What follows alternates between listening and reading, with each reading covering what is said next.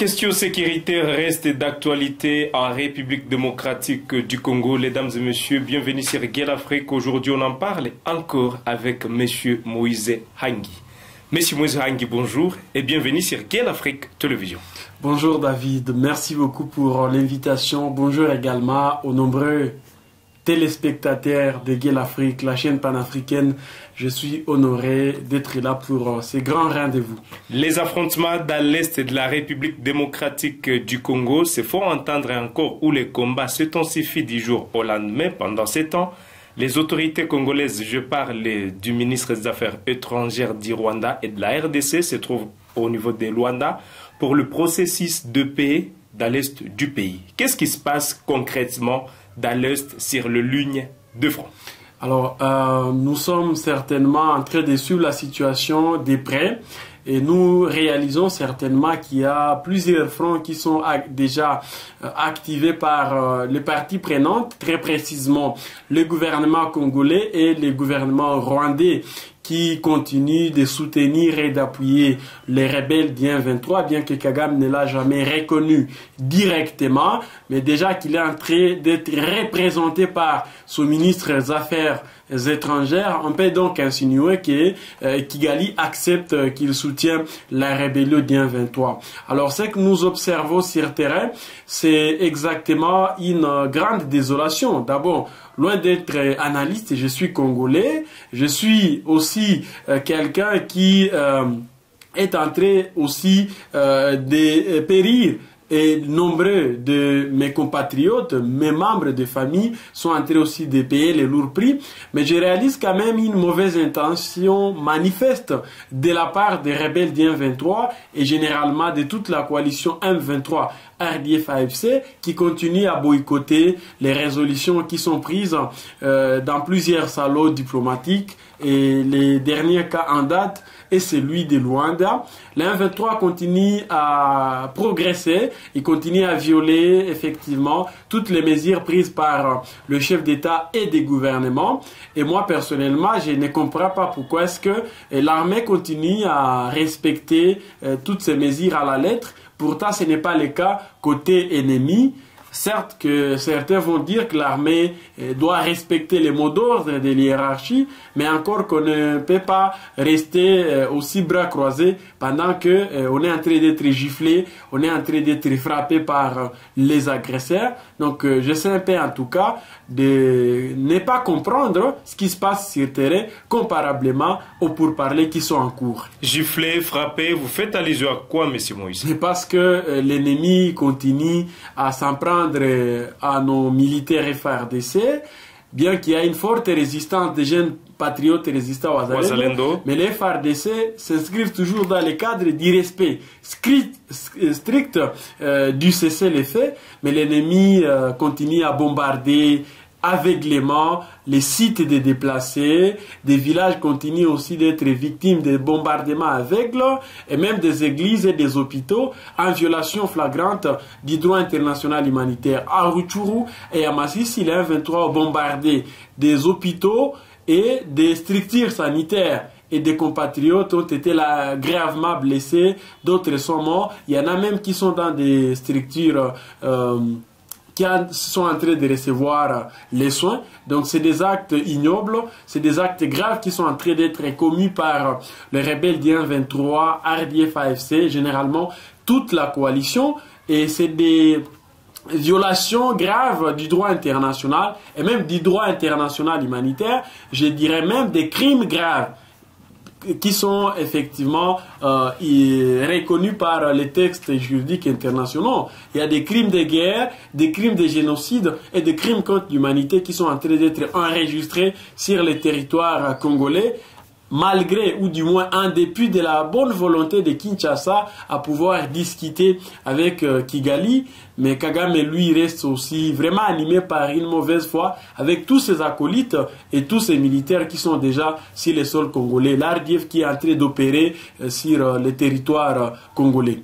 Mesdames et messieurs, vous êtes en train de nous suivre sur Guel Afrique Télévision. Vous faites bien. Abonnez-vous si vous ne l'avez pas encore réalisé. Partagez la vidéo. N'hésitez pas de mettre vos avis, de partager vos commentaires. Qu'est-ce que vous pensez face à la situation sécuritaire dans l'est du pays. Avec Moïse Hangui, on en parle aujourd'hui. Monsieur Moïse Hangui, les gens veulent comprendre qu'est-ce qui se passe au juste. Pourquoi est-ce que les rebelles du M23 n'arrivent toujours pas à respecter ces mesures prises par Luanda? Que ce soit cessez-le-feu en cours, que ce soit trêve humanitaire qui ont complètement violé le temps passé. Pourquoi est-ce qu'ils n'arrivent pas à respecter cela? Qu'est-ce qui les entête pour ne pas respecter toutes ces mesures? Alors, ils sont en train de mettre en place un système de nature à faire en sorte qu'ils aient en fait le décis sur nous. Et vous savez que ça a toujours été le cas.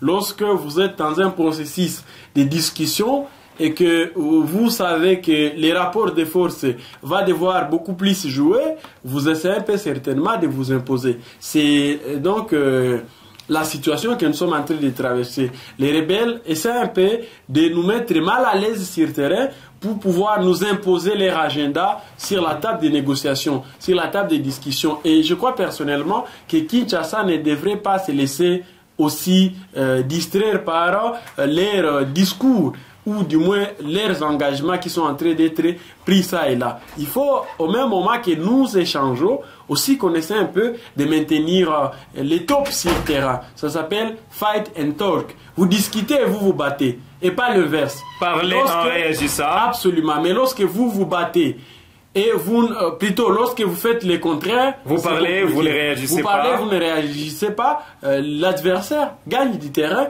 Il va vous imposer son agenda, il va vous imposer son diktat, et si vous ne le faites pas, sur le terrain, vous serez giflé. C'est en tout cas la situation qui se passe présentement en République démocratique du Congo, à l'est de ces grands pays, au cœur du continent africain, très précisément ici dans la province du Nord Kivu, depuis où nous réalisons cette émission. Une autre question se pose, pourquoi est-ce que les jeunes résistants Wazalendo et les FRDC, pourquoi est-ce que, d'abord on commence par les FRDC, pourquoi est-ce que les FRDC ne se battent pas? D'après certains, les FRDC observent jusqu'à présent les cessez-le-feu et ils ne se battent pas. C'est une des plus grandes questions que plus d'un Congolais se demande aujourd'hui, de savoir pourquoi est-ce que le FRDC ne se bat pas. Est-ce que cette FRDC, elle est obligée de respecter aussi ces mesures?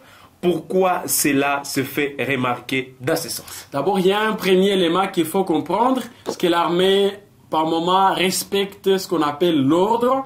Lorsqu'il y a des troupes qui sont déployées sur le terrain et qu'il y a l'hiérarchie qui donne l'instruction de respecter une mesure politique qui a été donnée par la haute personnalité, je parle ici du chef de l'État, président de la République, qui est le commandant suprême de forces armées, par moment, les subalternes n'ont pas de choix que respecter cela. Par contre, je suis en train plutôt de louer la bravoure, la détermination et le sens de résistance qui caractérise le VDP, le jeune résistant patriote Wazalendo, alors le vrai VDP parce qu'il y en a des faux.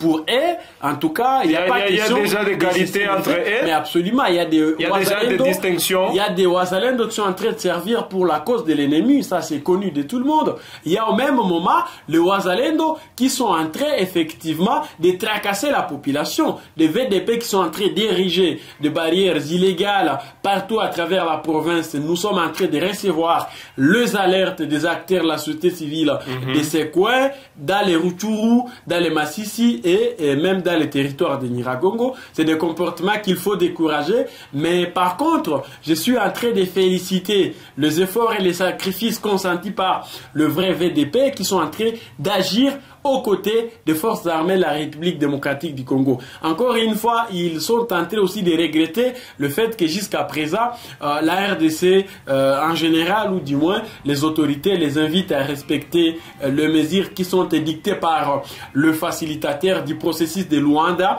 Je parle précisément du président Joao Lorenzo. Je crois personnellement qu'il faut qu'on essaie un peu de privilégier plus le front militaire et de laisser l'armée lancer les offensives pour essayer un peu de maîtriser l'ennemi et bouter hors d'état de nuire la menace qui pèse sur l'intégrité territoriale, qui est de nous laisser effectivement dribbler par le président Paul Kagame. Ce n'est pas pour la première fois que nous nous retrouvons sur une table de discussion avec les Rwandais.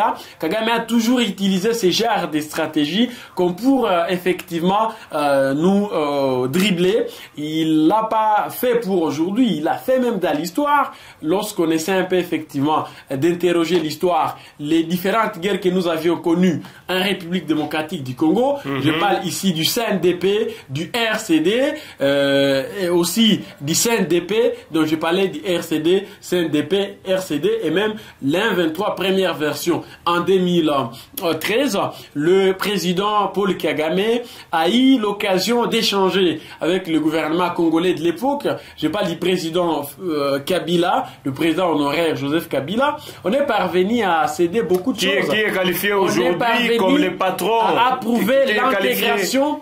Mais Monsieur Moïse, qui est qualifié aujourd'hui comme le patron de l'AFC, d'après le président congolais Félix. Alors je crois qu'il faudra que les chefs de l'État fournissent aussi des éléments de preuve comme pour affirmer il a aussi négocié avec sa déclaration et les allégations qu'il a portées contre l'ancien chef de l'État.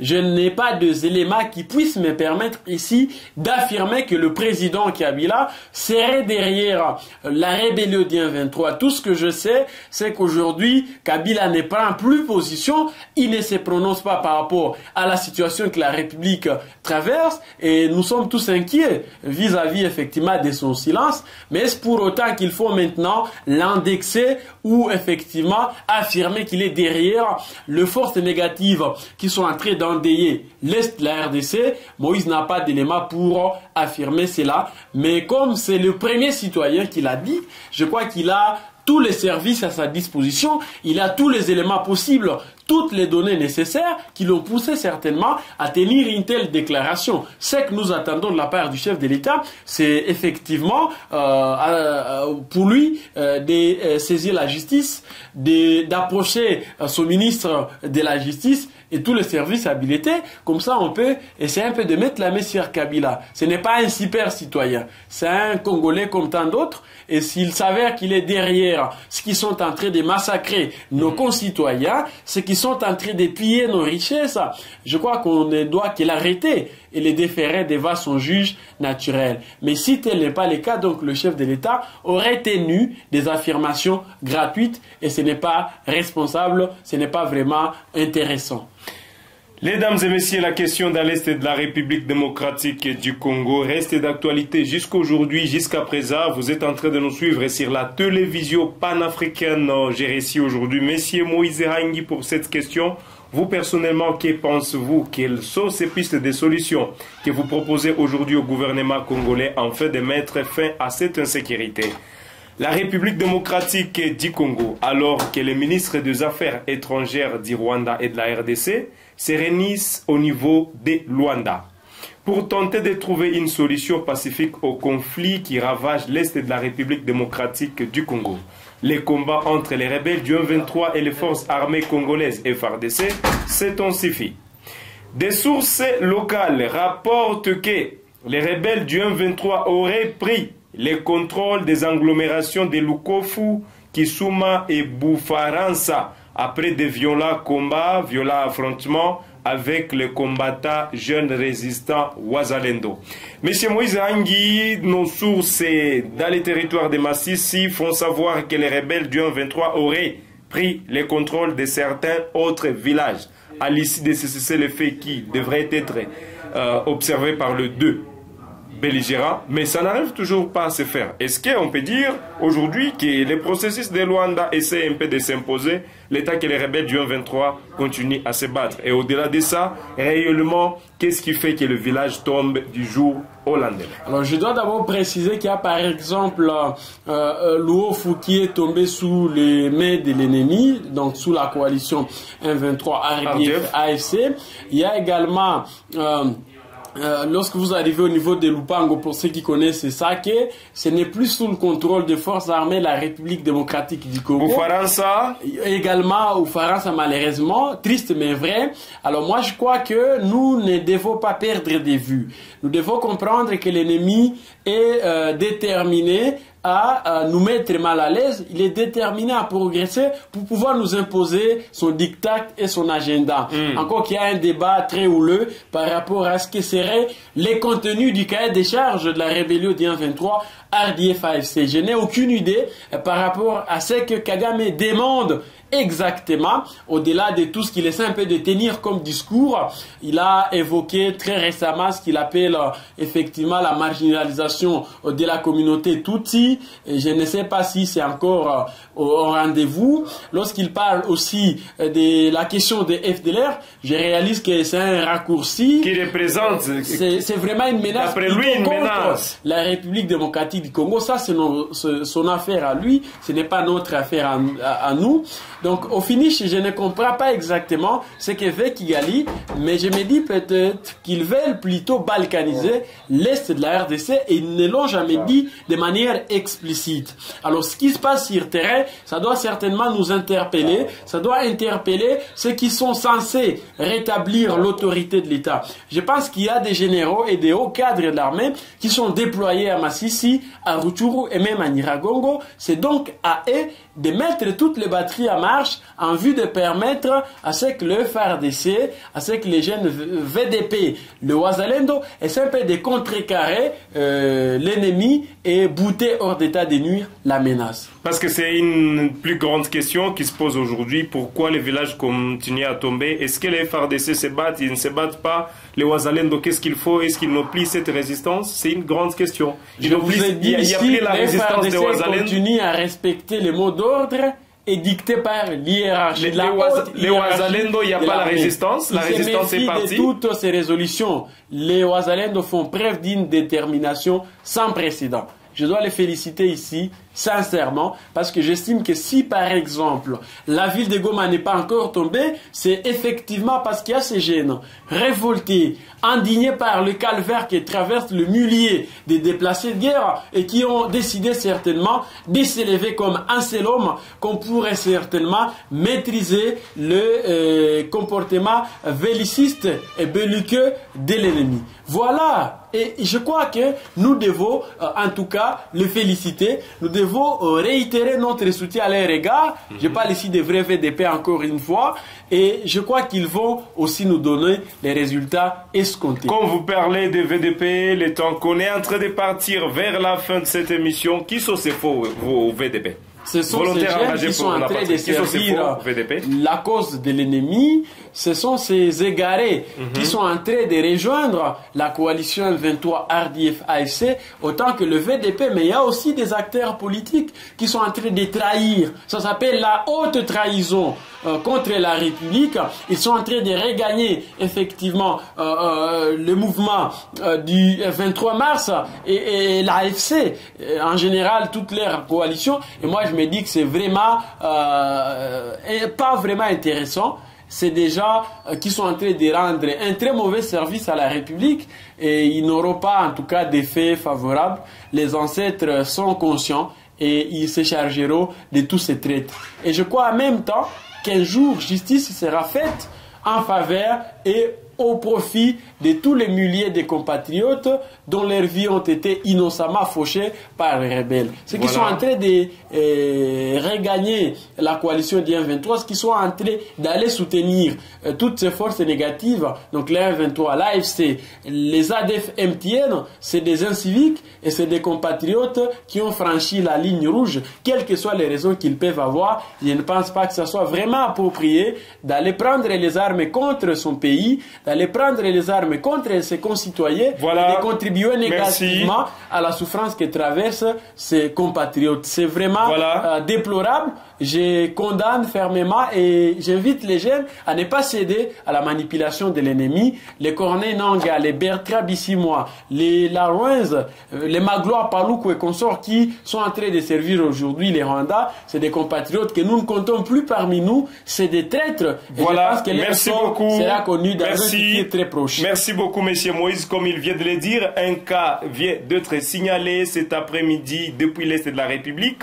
On parlait de la ville de Kisangani, province de la Chopo, après son échec aux élections du gouverneur en avril de cette année. Madame Doudou Tikaeleli Baou Ndjoua, ex-cadre du parti de Guy Luando, a officiellement rejoint le M23 de Corneille Nangaa AFC. Elle a démissionné d'elle-même d'AREP le 27 avril 2024 du maître Camille Richard Kalele. Donc, jusqu'à présent, Yalina Batu Oyo va continuer Kolanda Corneille Nangaa na Katia Vision na Bango. Vous, personnellement, conseillez nos opesa et pas Yabatu Oyo Bazosala Bilokwana. Et c'est la fin de cette émission, mesdames et messieurs, sur la télévision panafricaine, votre chaîne préférée, au cœur des investigations. J'ai reçu aujourd'hui notre invité spécial, M. Moïse Hangui, avec qui on a discuté de la situation sécuritaire dans l'est du pays. Nous vous disons merci, M. Moïse, d'avoir accepté notre invitation. Merci, David. Merci surtout à Gueule Afrique Télévision. Je voudrais réitérer personnellement mon soutien indéfectible à l'endroit de nos vaillants militaires FARDC. C'est des héros vivants qui restent déterminés à défendre l'intégrité du territoire national. Nous les encourageons à continuer de se battre. Nous félicitons également les VDP qui sont sur toutes les lignes de front. Nous invitons les gouvernements à ne pas perdre de vue et à faire preuve de la prudence dans toutes les démarches qui sont déjà en cours pour que Kagame ne puisse pas encore une fois nous rouler dans la farine. Asante sana ni mwisho wa kipindi yetu, c'est la fin de cette émission. Ezasuka ya manaka na biso tolobi twasakidila et à la prochaine pour d'autres actualités.